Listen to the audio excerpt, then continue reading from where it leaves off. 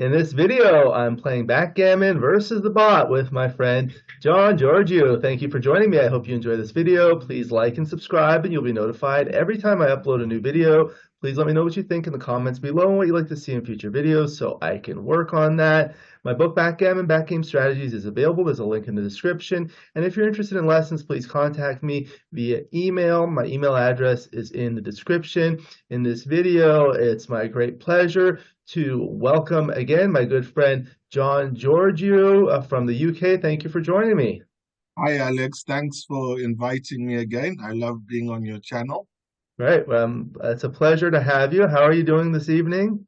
Yeah, to be honest with you, I'm really tired today. So if I have a bad game, that's my excuse. That happens. That happens. To be honest, that's one of the biggest challenges for me. I find that I make the most errors when I'm tired, and I feel like I'm always tired because I have young children, I don't get enough sleep, and it's hard for me to, perform at my best consistently. Yeah, definitely. So we'll have to just take it easy today and make no silly errors. Okay, well, firstly, we can consult, and that will be good. I'll go ahead and share the Definitely. screen. Are you able to see that? Perfectly, We're, yes. we're playing on a beautiful Jeffrey Parker board. This skin is made by Rain. He makes beautiful ones. There's a link in the description. We'll be playing the brown checkers at the top, at the bottom, excuse me, the XG, the white checkers at the top. It's a 3-point match, and then we'll analyze it. And you have an opening 3-1. Unlike the 4-1, you don't want to slot and split, right? You want to just make the 5-point. Yeah, it's the best point we can make when we're building. So Yeah, that's a lovely starting role. very good. Okay. All right. Okay, that's all Roll. right. We'll roll on, yeah. 5 2. Um, yeah, this is interesting. I think it's 13-8, and then the choice for the two is either 13-11 or 24-22.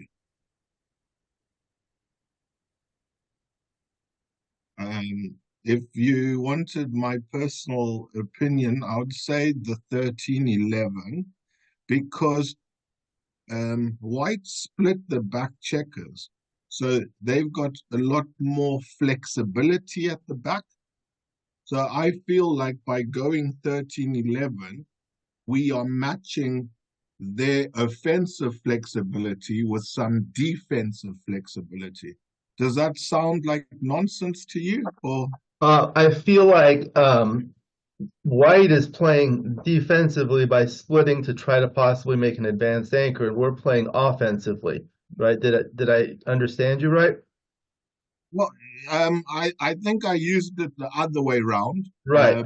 but it's the same principle. Yeah, we're trying to just match what they are Right. doing and counteract it.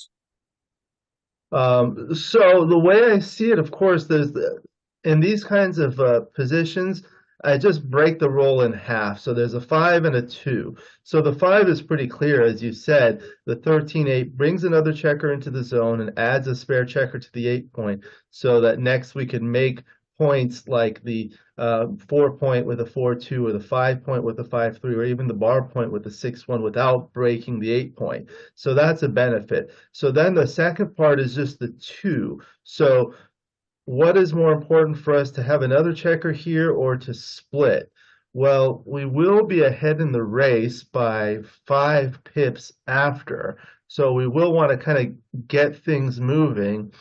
We do have a stronger board, which actually is favorable for splitting because we'll be a favorite in a hitting exchange.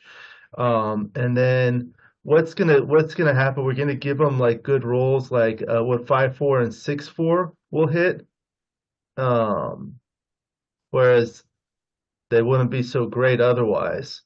So we'll see what the analysis says. But if you like to do this, we could do this, and then kind of that the goal would be to kind of make the bar point or some sort of offensive structure.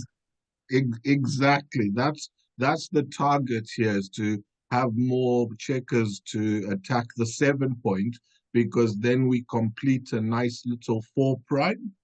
But because we've made the 5 point, you're right, that checker on the 11 is not Mhm. really effective unless we are able to use it in a 4-1 or 6-4 scenario. So I can see that maybe splitting at the back would be the better move than to bring down from the 13. The other thing is, if you think about, like, let's say we roll a 4-1 here and we make this point. Now these 2 points are stripped and it's going to be slightly inflexible to kind of continue the attack over here. So if we do have the flexibility of going here, I mean, it does duplicate rolls like 4-2, but it gives us other options such as a good 6-3, a 5-4 later to try to escape, or even 6-4 will anchor, or 3-1 will anchor. Um, Yeah, so, okay. I'm happy enough with that. okay, we'll look at it in the analysis too. Sure. Okay, double four. All right, now we're gonna. Well, now it turns out that it's good that we're split because now it's going to be easier to make an advanced anchor, which is kind of what we want against this structure. Unless we roll a double six. Yeah, yeah, Then we'll wish we'd stayed together. yeah. But double six would be good anyway. 5-4. So that was one of them, right? We could run. Yes, that seems like the reasonable play. Yeah. When You've mentioned this before, where you sometimes think, what roles would I do with next, so that when they come, you already almost have a plan of a play formulated, isn't it?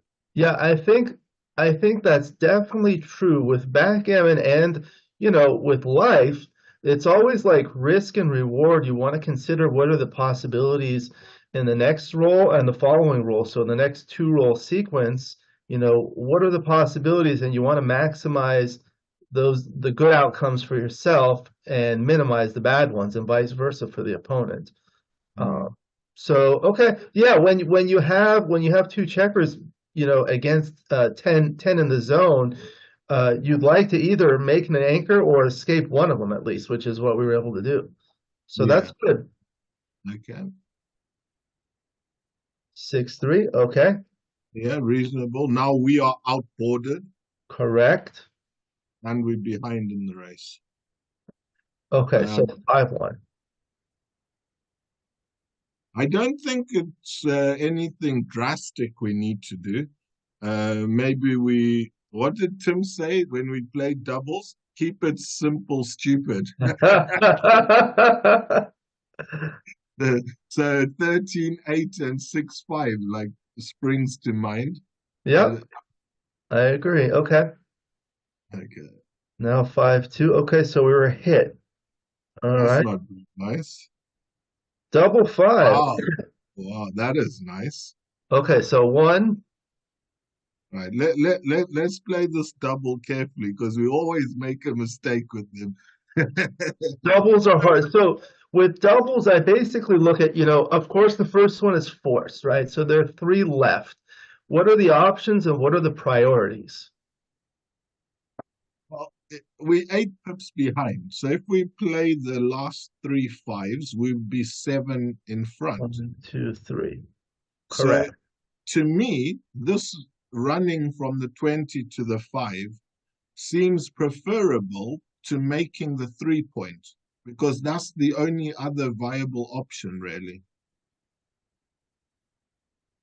And if we make the 3 point, where would be the other five? 13, 8. And what about I wouldn't want to slot the one. what about like this to duplicate the threes that anchor and hit, and maybe 3-1 and 4-3 that make this, and 3-2 that would also make that point? Yeah. I mean, this play's definitely got some merit as well. Um, but if we are hit, do we not hand over advantage to our opponent? So in a sense, yes, you're correct. So I think like we kind of have to look at everything, right? So after this play in this situation, the relative board strength is equal, 3-point board versus 3-point board. However, our board is more pure in that we have the 5-point rather than the 4-point, which is a little better. We do not have a blot in the board, whereas the opponent does have a blot in the board. So in the event of a hitting exchange, we might have something to shoot at.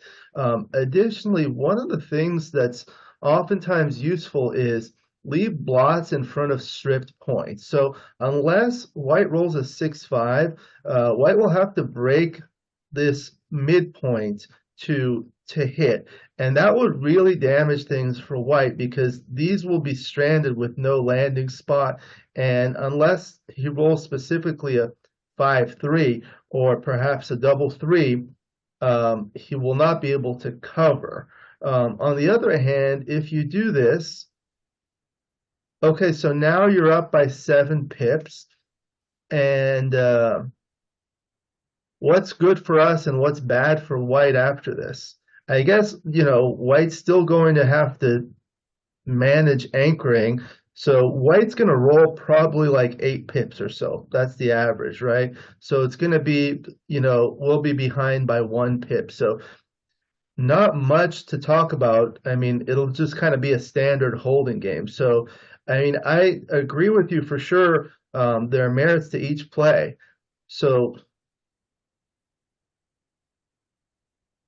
what I, is, I, yeah, yeah, you see, another way I'd look at it is what are we trying to accomplish next? right, So when we play 25, easy for me to answer that because I'd be like, right, and as long as XG doesn't get quite a good high number or manage to connect up the back checkers, I'd be looking to cube. right, And because, it's basically a racing game, but it's more likely we get favorable contact than the other way around. So all the advantage would be with us. Whereas if we play this, even if we don't get hit, what's next? Not every number will connect with the loose checker. right. Like So, 5-1, 5-1, for example. What we're doing then? We're leaving another shot again. yeah, right. So I'm really thinking that we just run for it, and I'm looking to cube next. That to me is a clearer vision. I don't know what we're trying to accomplish by going here. Yeah, I agree. I think so. When I have these decisions, if I have two choices, I kind of try to look at what they have in common, do that first. So the two plays have this in common, bar 20 and then 20 to 15. Then look at the last two. And yeah, I think this is good. I mean, I'd rather have this spare over here, but that's not a big deal. And if white does not anchor, we probably have a cube. So I Yeah. think we'll see what the analysis shows, but I think this is a good play too. We'll go with this Okay. one. Okay. Okay. Cool. Oh, okay. Oh, that you see, we would have been hit on the Yeah, yeah, 15, yeah, and opponent would have covered the 20 point. yeah. So now it's going to be a little difficult to cube against these 18-point holding games. You're going to have a pretty decent racing lead. And we don't have that. Right, right. Okay, so roll on. 3-2.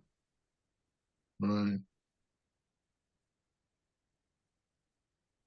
Um, uh, you see, I was going to say 13-8, but what happens if we roll an unlucky double six? So, Yeah, maybe we just make the 3-point so that if we get a shot, we've got some sort of home board. yeah, that's true. The other option would be something like this, or perhaps even like this, or even like this. So when I look at this position, I think about, what's what's our best way of winning? We can race or we can hit a shot. Um, I don't think that we need to hit a shot in this position, right? Our better chances of winning this game from here is in the race, right? Okay. So if we do this, this is better if we get a shot, but not better for the race because we lose the checkers that are on the higher points and put them deeper and we don't get a crossover. I think this one would be better for the race. I agree. I think that they'll probably be close, but which one do you like? I would like you to choose on this one. Okay, we'll do the 13-8. Sometimes I'm wrong, so we'll see. No problem. Yeah. 'Cause we all can be wrong. All right, so 6-2 and now 4-1. That's pretty basic now. We just make the 4 point, right? Now, right. The benefit of this is, first of all, you make the 4 point rather than the 3 point. Second, you unstack the 8 point, and now a double six will not be bad. And you're still getting a crossover here. And we're behind in the race, so we want to perhaps keep this here. Sure. That makes sense. Okay.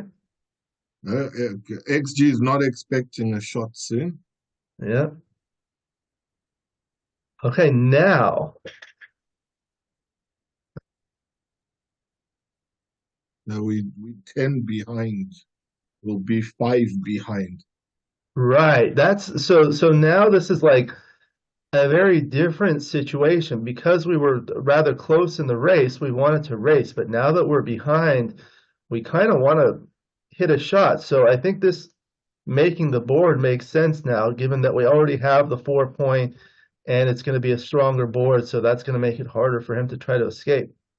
Yeah, I think definitely having a 4 point board does put more pressure on your opponent to not give you any openings. So Yeah. yeah, Okay. okay. I'm I happy with heard that. I heard they call this the barrel. The barrel. Okay. And 5 is a beast or something, Oh, is the that right? beast. This one is the rack, and then the 5 is the beast. I think I don't know. Someone has to write it down in a book. Let's hope one of the viewers knows more than us on what those are named. Yes, I would appreciate it if the viewers put that stuff in the comments. That's always fun and interactive. Yeah. Okay, four, Because three. we read those comments and then we can incorporate them in future um, productions, isn't it? So it's Right, good and I for, think I'm not as familiar with chess as you likely are. I know in chess they have all sorts of names for moves, right? yeah, like almost every move has got a name. Yeah. And I feel like that's useful because it helps you remember things better. You just remember this or that, or, if you remember rack, barrel, things like that, it's good. Yeah. To help newer players learn Right. these principles. Okay, 5-1. We don't have a nice one if we play 13-8. So surely that means we slot the 2 point. Okay. Okay. Okay. It's getting close to crunch time. Yeah. So Uh, five make one. make the 2, yeah. Okay. It's got to stay there. He's got to stay there. Now we're behind 20 pips, so just save. Yeah, the safe, yeah. Okay. Here we go. Here's a double shot. So do we cube or do we not cube? Okay, so this one, how many numbers hit? Sixes, ones, uh, four, Or two, two, and double double two and three. double three. So that's 24 numbers.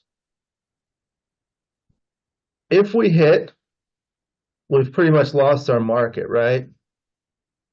Yes, If we don't hit,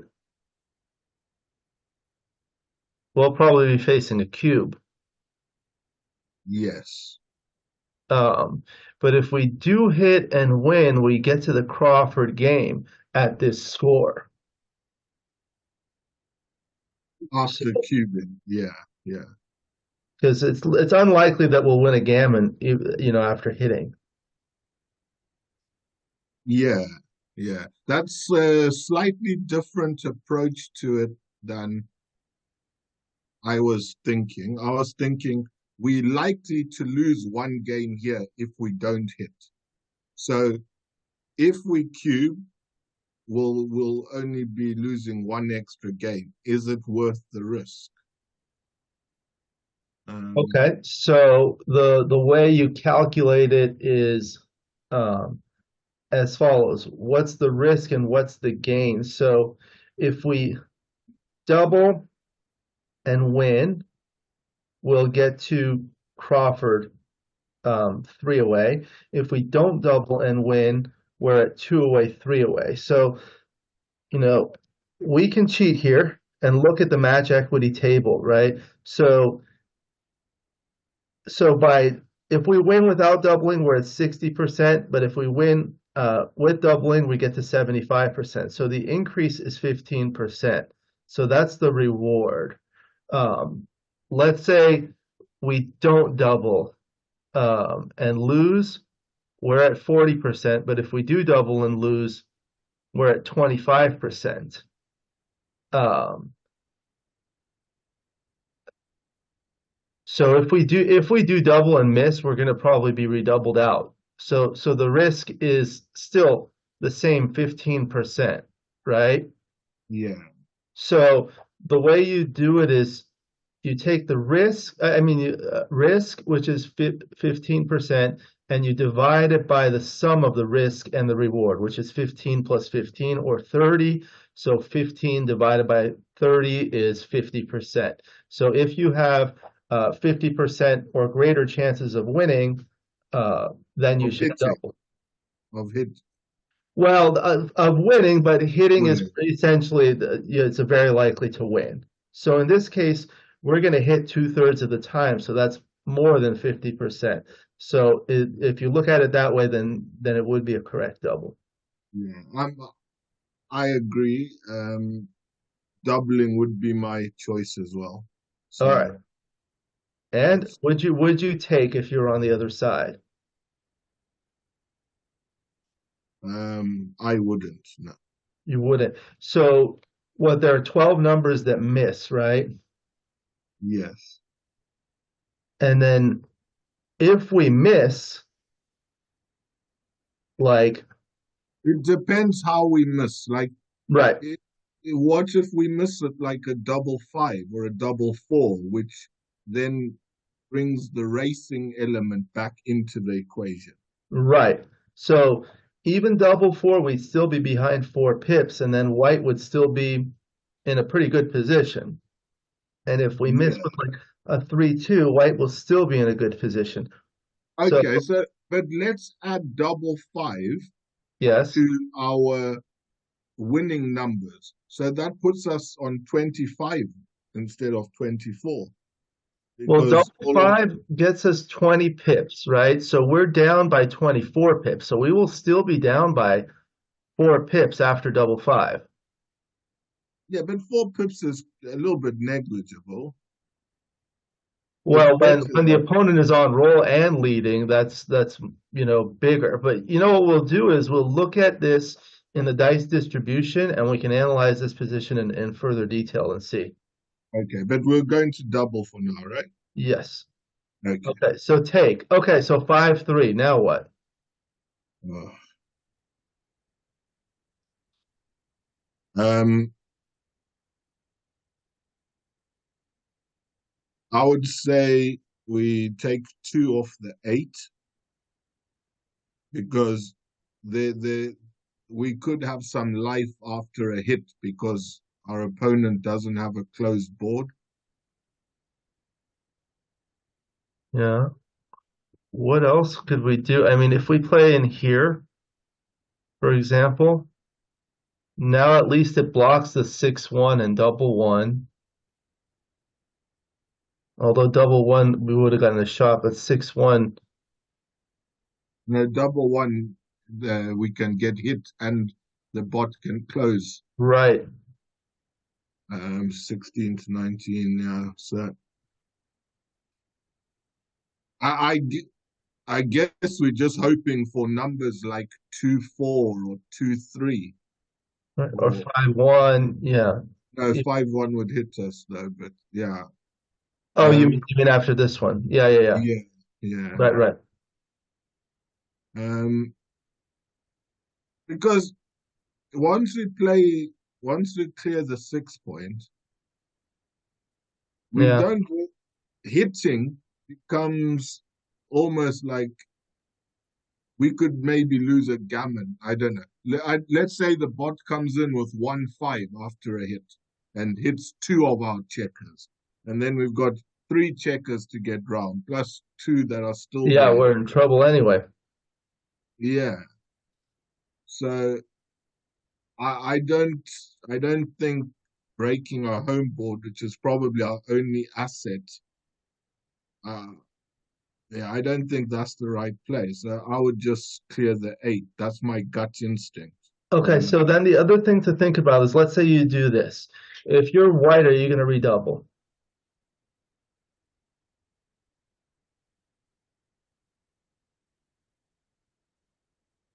Well, yes, I guess you would because you're ahead in the race and you've got the chance to hit or just escape. And yeah, so White's got a lot going for it. But what play can we do that doesn't land up with us being double? Well, this I don't think this is too good for white. I think it might be a pass anyway. One of the things I kind of look at if I'm white in this situation, ahead by 16 pips, right? Ones can hit, right? And one is the smallest number on the dice. Therefore, if white is not going to hit, white's going to have a better racing number. So the race is going to increase even more. So the only hit which does not which leaves a shot at 6-1 because if he rolls a 1 with anything else he can either lift the blot or cover this with a 3-1 or a double 1 and possibly play on for a gammon, you know. Other than that, I mean, like 5-1 will hit, but 4-2 will be blocked, and that'll leave us a single shot and double 3 as well. But that's pretty good further for the race. It's I think we're in trouble either way. Yeah, double 2 doesn't escape either. Double 2 doesn't escape, but it leaves a shot. Okay, so what did you like? You like this one? Just I in, like I like that one better than the clearing the 6 point. Yeah. right, right. Okay, so let's do this and see what it says, and we'll see if we're redoubled. Okay. Yeah,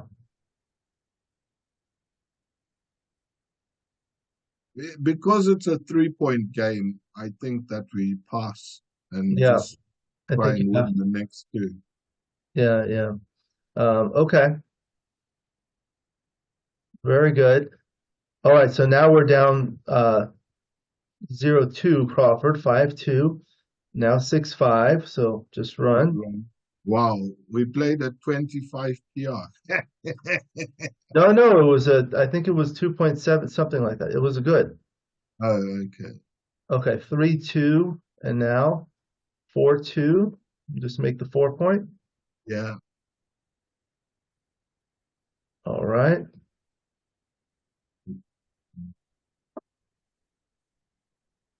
Mm. Because he's only got two blots on the 15 and 12, maybe coming out is not a bad idea. Yeah, I like that idea actually, because there's the stripped points in addition to the lack of flexibility because of the 6 checkers on here.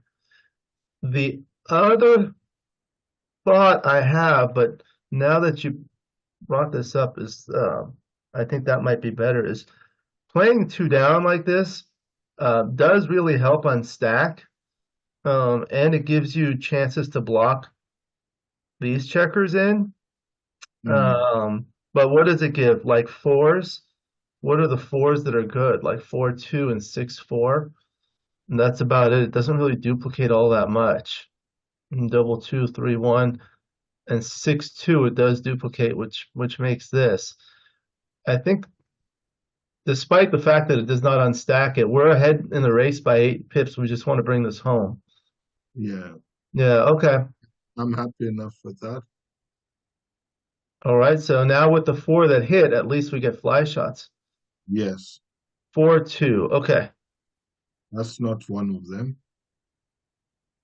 I would come in on the 21 and then play 13-11 because I don't want to come too deep. I want to put pressure on the 18 and 16 as we see Right. it.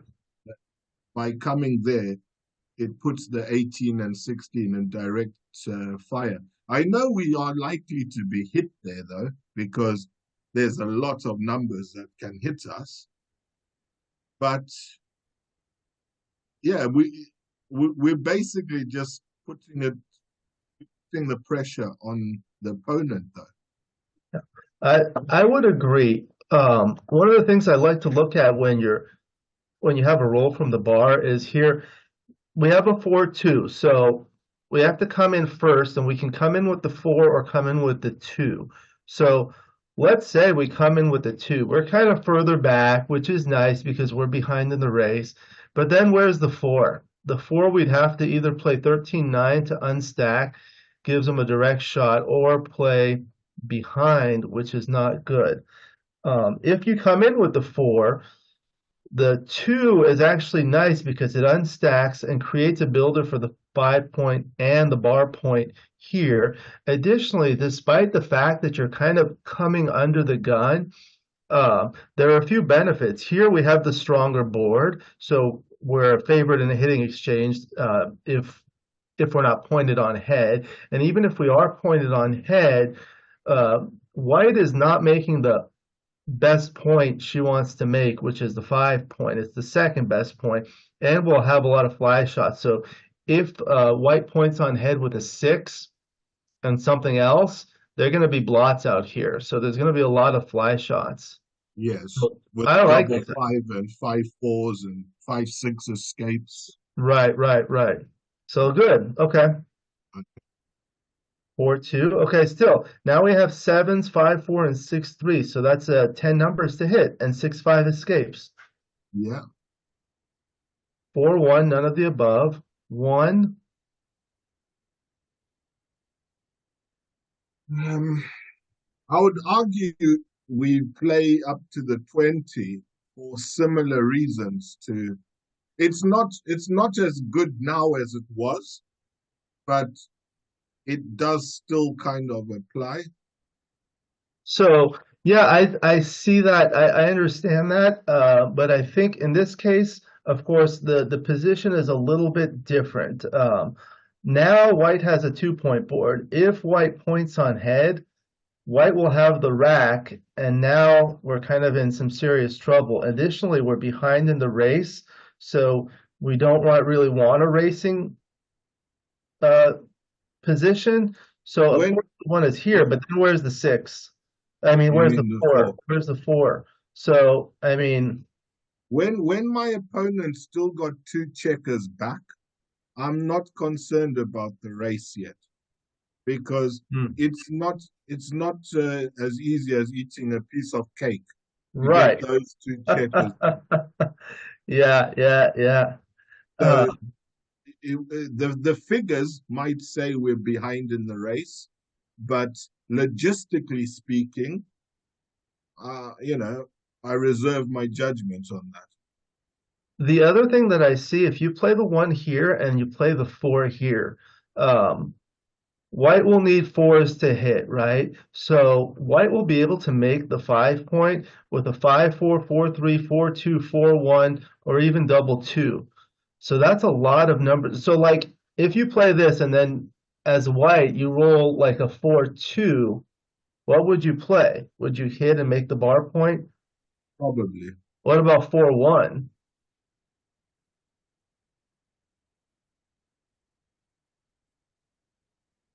Mm. So, and then if we are not hit, we get the chance to fill that point. And even if we are hit, we have good sixes from the bar because you can't come in with a six and we'll have a return shot. So this is going to be a good one to look at afterwards. But whatever your preference is, of course, this is the one. No, I respect the analysis you've just done. If you think that 11-7 is better, I'm happy to go with that. Okay. Again, sometimes I'm wrong, so we'll see. Your reasoning would seem solid. No, Okay, so good. Okay, thank you. All right, so we'll see what happens. 5-4. Okay, now we were hit twice. All right. But now gamma double boxes don't matter. double three would be nice for us. Double three would be nice, even double one, although I wouldn't be sure how to play it. Yeah, that's Double true. one, okay. Okay, so these are the easy two. Right. Ooh, So what are the two plays or two or more plays that or three maybe?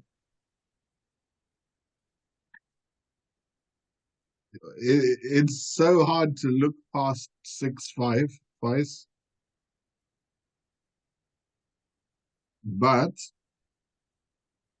8-7 and 13-12 would be another way to play the last two ones, because even though it's open, it is two on the bar.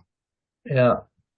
But the only double that would be bad for us would be something like double two or double five, something like that lets the opponent come in off the bar and hit us.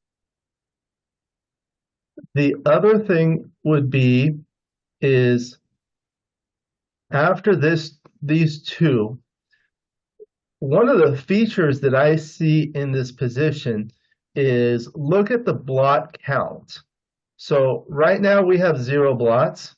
White has 1, 2, 3, 4 blots, with one also in the air. Um, if white is able to come in and anchor, that will be really good for white. So if we do something like this is going to make it very difficult for white to anchor. And even if white comes in with one, we're going to have shots at many different blots and going to keep white busy and possibly maybe win a gammon, but that's not all that important. But that's another thing to think about in these kinds of situations. Like even if you do like this and make this point or something like that, it's nice you have something, but now white can anchor with a simple three. Yeah. So a But lot of options. yeah, if what there's a lot of options.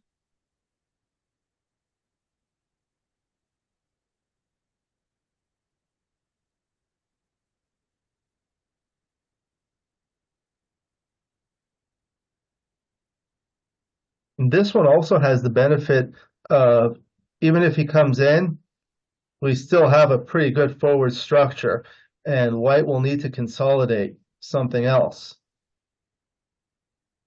Yeah, but you know, so much of the time he does come in with the 3-point board, and yeah, All right. two on the bar is quite nice. The other option would be to hit with 8-7 and kind of and split here, which kind of spreads out the checkers on both sides. Bringing 13-12 doesn't produce an additional builder, so it doesn't give you that much more value. Yeah, it This is it just it just means that we could have more covers for our 7 or 8 point, and we de-stack the 13. right. But yeah, wow, there's a lot of choices.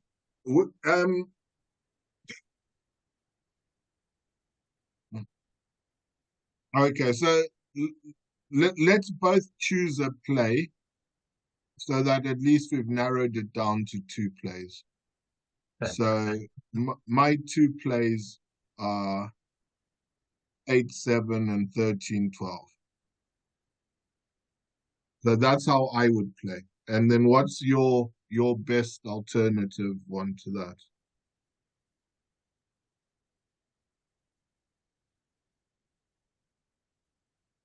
I mean, there is this one that I mentioned.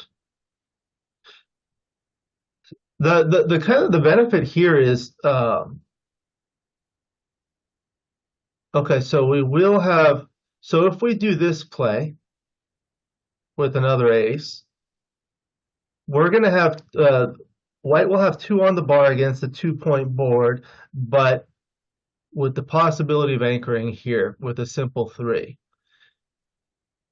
If we do this, we'll still have two on the bar against the 2-point board, but now the anchoring is going to be much more difficult. And the most likely outcome, I feel, is either white will come in with both checkers and not anchor, or possibly come in with one checker and have another one in the air. And that'll give us some time to kind of do something else, whether it's bring one down and hit. Um, Okay, so let's do that then. Let's play 4-3. okay.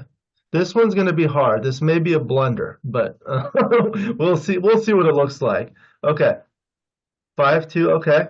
So, but now look, 1, 2, 3, 4, 5 blots. So we can hit with sixes, ones, threes, sixes, eights, fours. A Yeah, lot. okay. 4-3.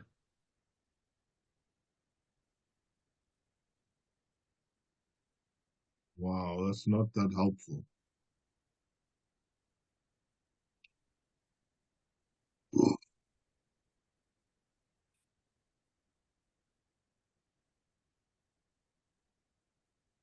8-5 and 6-2.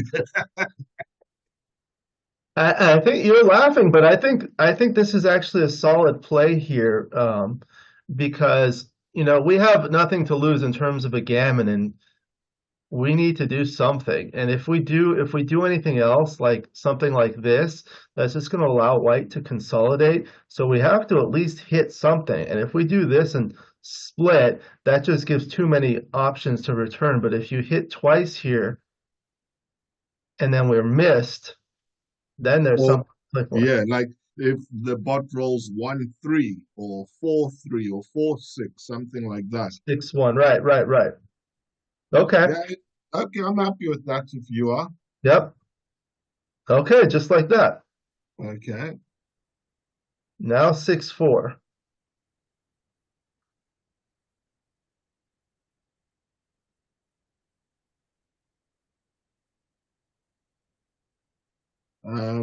The move that jumps out to me here Mhm. is 24-18 and 6-2. Right. So I think that's a good candidate. The other option would be to cover with the four and come down and hit here. Um, so the two plays have this in common, right? So Yes. then we think about the six. Would it be better for us to move this or bring this down? Well, I mean, what are we trying to do right now? From a racing perspective, it would be better to hit on the 18. Right? But if we are trying to blitz in some shape or form, then 13-7 becomes the right play.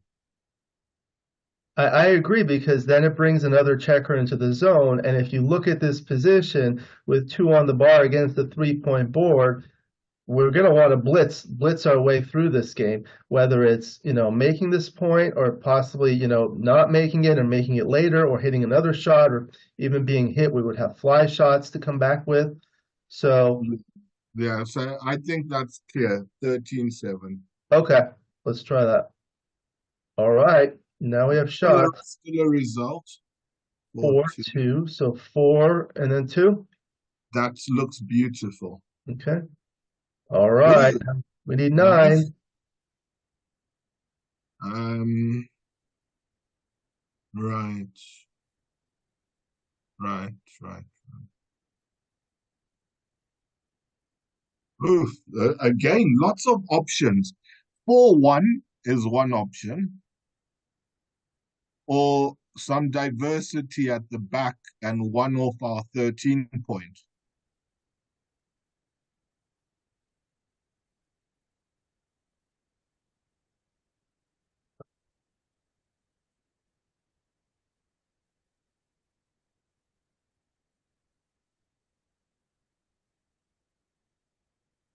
Hmm. Can we see what XG is going to roll next? Then we choose. I think the way I look at this is, let's say white dances next. What would we like to do on our next roll? Cover the 4 point. Cover the 4 point. Yeah, I agree. So I think this gives us the best chances to do that.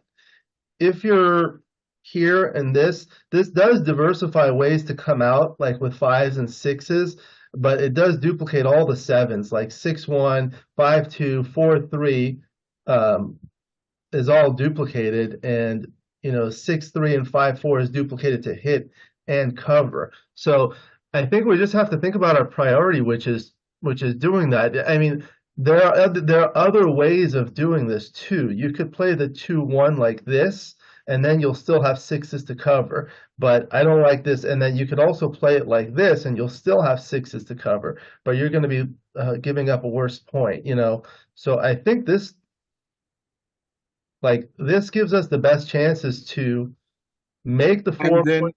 then if our opponent does come in on the 4, then when we're on the bar, it gives us nice sixes. Right, right, right.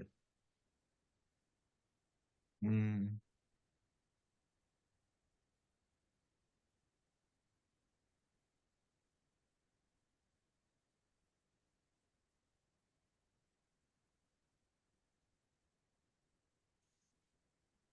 I mean, 4-1 is not terrible though, because No. it puts 3 on the bar. So Oh, 4-1, you mean like this? yeah, It does. So then what would be our next goal? just to pick up more checkers and bring some cover from the 13.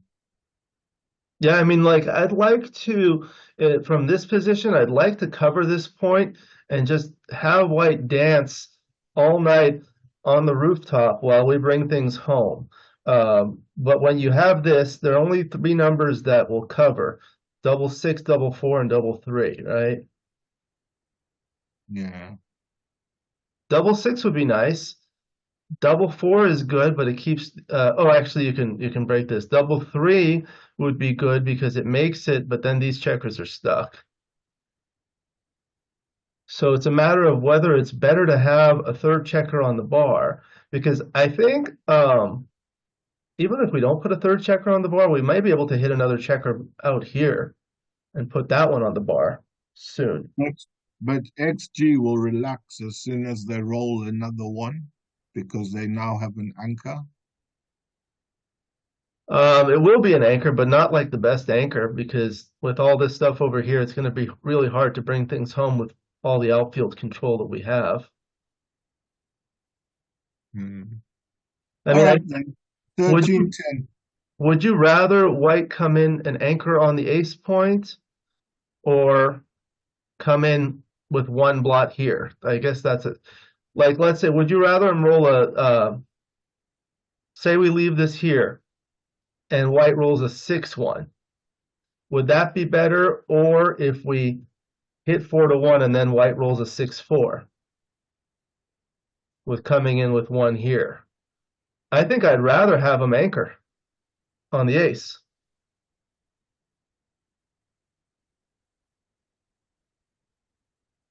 Yeah, I can make arguments for each variant of the plays. Yeah. It's hard to really say this argument's winning over. Um, what did the bot do? Bot would probably play 13-10. All I right. Let's try that then. I think. Let's Okay. try. Okay. 6-3. Okay. We were missed. Double two. Okay. So now we want to cover, right? 1, 2, 3, and then split. Yes, please. Okay. Okay, so far so good. Now, you know what? We may win a backgammon for the match from here. That would be amazing. 5-2. Right. Should we just play 13-6 so that we've got good fives for Yes, next? yes, yes. Good. 5-4, 5-3.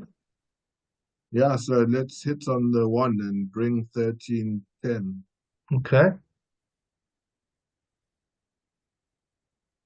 6-2. Double hit.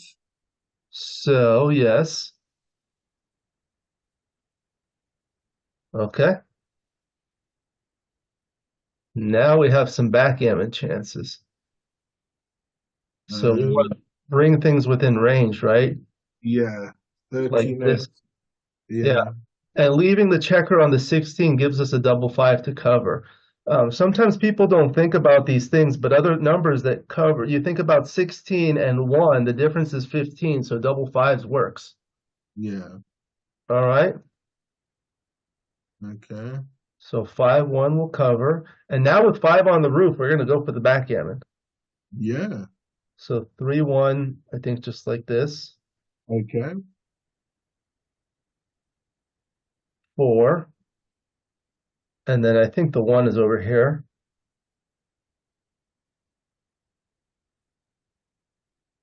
5-1. Okay, so 5 and probably just 1 here. Yeah, Or we could play 5 and 1 down. I don't think it makes a huge difference. Either way, double six works okay. that's right. And Yeah, that's all we're really worried about now is yeah. how our big doubles play.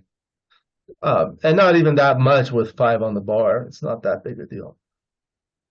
Okay, so 4-1. I don't know, just 12-7. This one, 12-7 will leave a bad double six, but 11-6 does not. Okay. So 5 and then 3, Okay. 4, 6. Yeah. Okay, so 1, 2, 3, and same number of shots, so better to take a checker off. Yeah. Okay.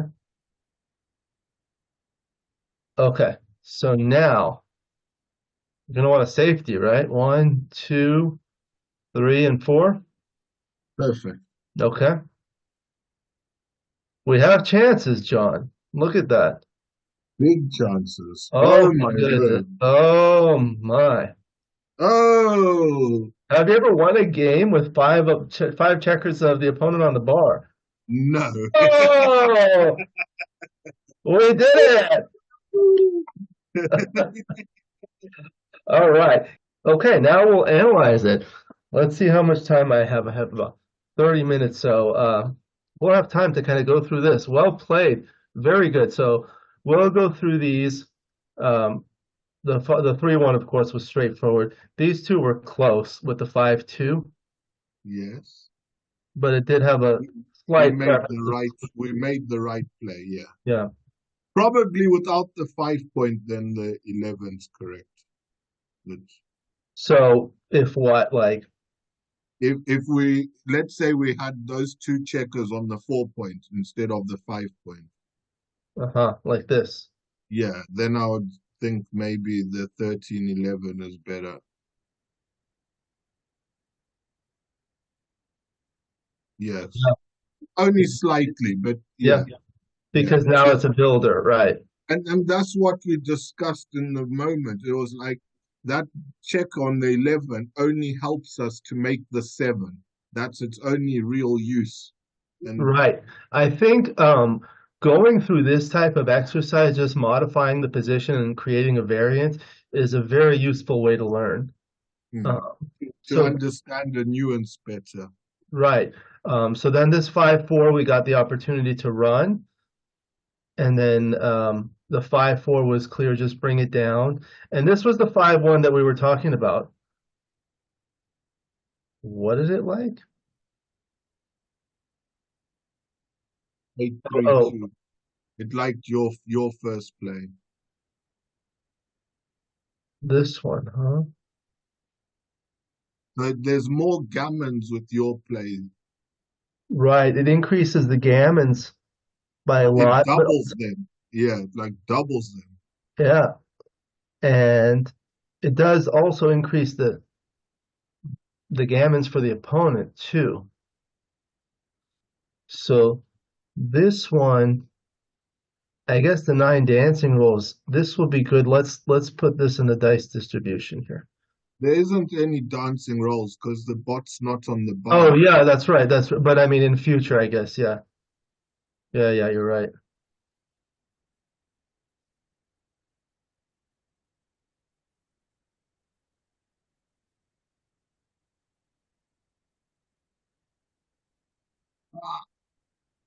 I think XG just rolled very well after this 5-5. Yes, So yeah. we weren't really able to execute the plan we had, which was to send the cube. Right. Okay. Because that 3-3 would have been so much worse for us had we played the other way. Right. Oh, yeah. Well, yeah, you never know what's going to come. But let's say, Yeah. so let's look at this. This is the final position after the suggested play. Yes. This is the final position after our play. Okay. Yes. And then let's look at the differences. So the 3-3 was, much worse. So here, if we look at the 3-3, that was much worse. But amongst the other ones, if you look at this is the difference. Other than 3-3 and 5-3, and 6-5, almost everything else is better the other way. So let's look at this again. So, 3-3 and 5-3, of course, are going to hit and cover or hit an anchor or do something good. And 6-5 will come in. Um, but now white has a lot of good numbers here. Like, let's see. What are the good numbers? Yeah. Yeah, basically all the threes become good.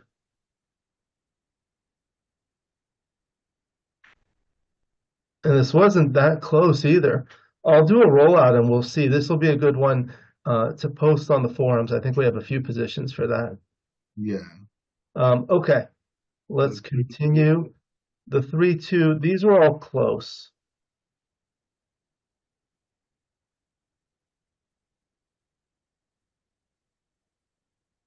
8-3 is so interesting because it's not a point we want to make. Why would we slot it? Yeah, it looks like these were all essentially tied. When that's the case, I don't really make a big deal of it. Okay. All right, this one was clear to make the next point. Yes. And then here, looks like they were all pretty close too. Yeah. And then the 5-1 was clear to just advance. And then the same thing next time. Yeah. And then the 4-1, Yeah. same. Okay, so you see this was a big double. Okay. We would have got big punishment for not doing Yeah.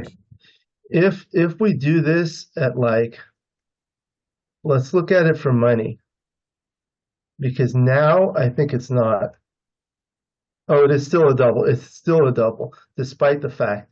Now It's let's say still a like, big double, yeah. what if white had the board like this? It's still a double. Wow. What if white had the board like this? Yeah, it's basically you're losing your market by a lot. So I was having this discussion with somebody else about doubling decisions. Um, it's not about your equity. It's about the market losers, how many market losers, and how much you lose your market by. So anytime you hit, you're going to lose your market unless he rolls a 6-1. And you're going to lose your market by a lot because if you don't double and then you hit, and then Mm. white dances, it's a clear pass. There's no way they're going to take. Um, so those are the kinds of things you need to look at. In a money game, my action here would depend on my position. If I'm the box and I have this Right. shot. I'm not cubing everyone because if I miss, I'm getting all those cubes come back at me. You're trying But to hedge your bets. if I'm the captain, it's only my cube I'm worried about, so I'll Right. just send it. There's differences in Chouettes, like money management. So then we rolled a bad roll, and you see how this, it was basically it was a pass regardless. It didn't matter what we played. Okay. So this was a redouble pass. There was nothing we could do. Um, okay, then it was the Crawford game. This was a backgammon go game for us. Uh, And we played like that. we did. Oh, I made that blunder for you. Oh boy. Okay, so the 4-2 was clear. Then this one looks like they were clear. This was just the running play. I told you sometimes I'm wrong. So this was right to come in high and play 13-11 for basically the reasons we discussed. Yeah. And then what did we do here? Oh, this one. So it looks like, look at that. The 13-9 was even better than 11-7. I was trying to minimize the blots. Both of them were actually better than bar 21, but it liked this one. I guess because if we complete the 9 point, then we block sixes. Yes, yes, that's always very good. When your opponent has an anchor and is ahead in the race, if you're able to block their sixes, that's a pretty good advantage. Yeah. There's so much to think about when you're playing. Wow. There is. Yeah. Okay, so look at that. The other one that I was looking at, the rack.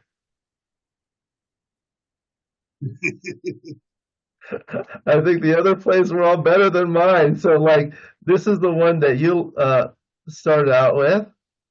That was better. But the other one with hitting and splitting was slightly better than that. But best of all was making the rack.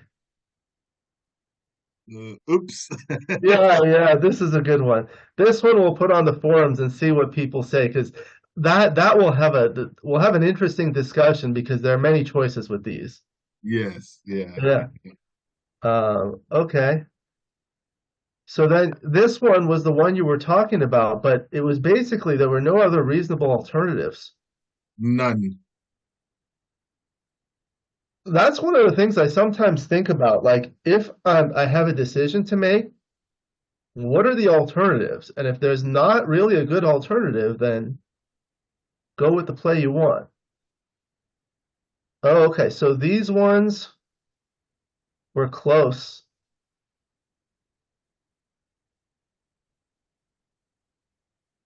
Wow. Yeah, but I agree with what you said about we want more builders by our home board. Yeah, So the I don't understand XG's logic. we'll have to do a rollout. Let me see if I could do. Oh no, it's on a high settings. I'll do the rollout later. Yeah. Okay, so the 4-2 was clear, not ideal, but at least we hit a blot and made the point. And this one, oh wow, look at this. I had a hard time swallowing this 4-1.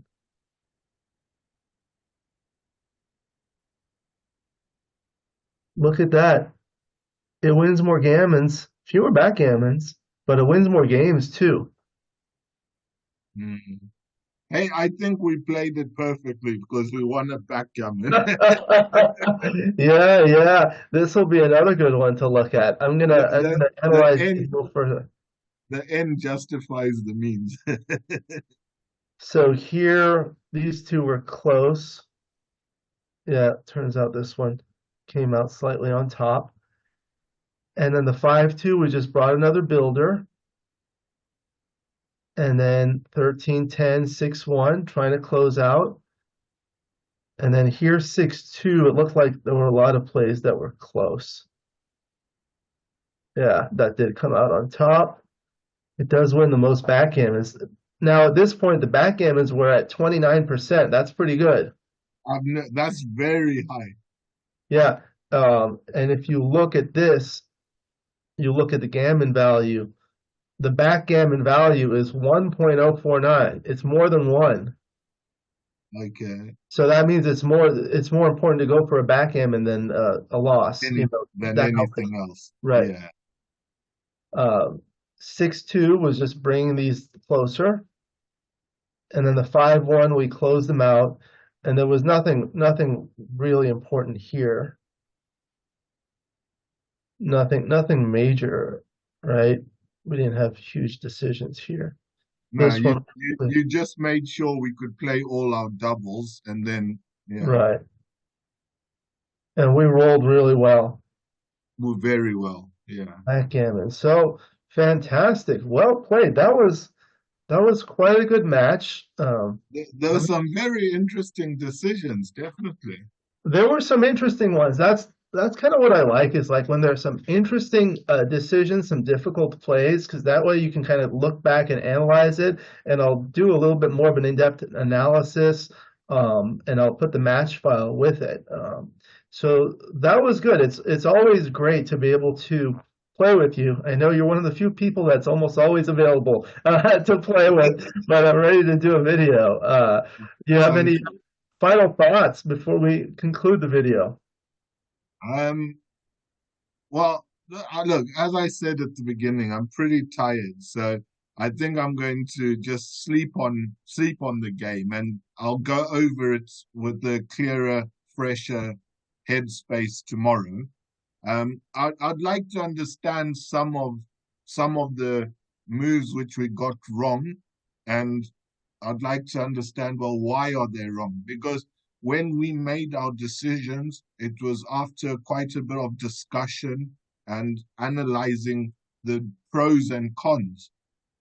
And we obviously misvalued certain aspects. So I'd like to go over that again and hopefully see what I can learn. Yeah, that's a really good way to learn. But also on the other hand, we did have some tough choices where we made a lot of the right choices. So played at a very good level. So Yeah, we great. made a lot of the top choices. Yeah, Yeah, we did. Yeah, good, it was good. yeah, we did well together. Yeah, very good. So we'll go ahead and conclude. Again, I know you give lessons. You said the best way to contact you is via Facebook or email? On Facebook, yeah, yeah. Facebook. Okay. I'll probably put another advert soon on Backgammon News, but yeah, Yeah, okay. that's how to get So into.